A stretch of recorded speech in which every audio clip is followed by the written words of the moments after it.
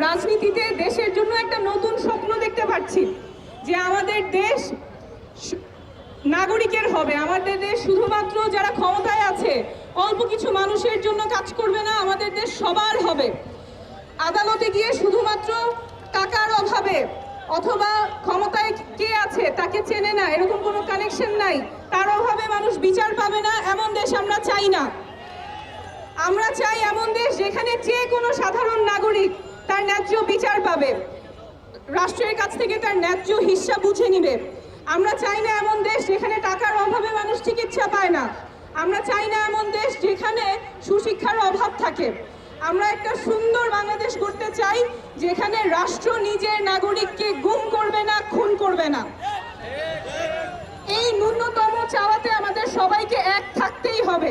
এখানে দল মত নির্বিশেষে সবাই নাগরিকের অধিকার প্রতিষ্ঠা করতে হবে।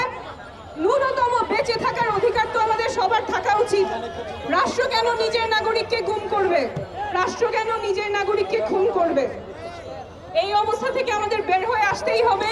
যেই জন্য আমরা নতুন সংবিধানের কথা বলছি। বিদ্যমান যে সংবিধান, সেই সংবিধানে শেখ হাসিনা আমাদের নিজেদের নাগরিক, বাংলাদেশি নাগরিককে গুম করেছে, খুন করেছে। এই ব্যবস্থা আমরা আর চাই না। নতুন বাংলাদেশ আমরা নতুনভাবে নিজেদের জন্য সুন্দর করে গড়ে তুলব এবং সেই যাত্রায় চট্টলাবাসী আপনারা সবাই একসাথে এই নতুন স্বপ্নের দিকে এগিয়ে যাবেন।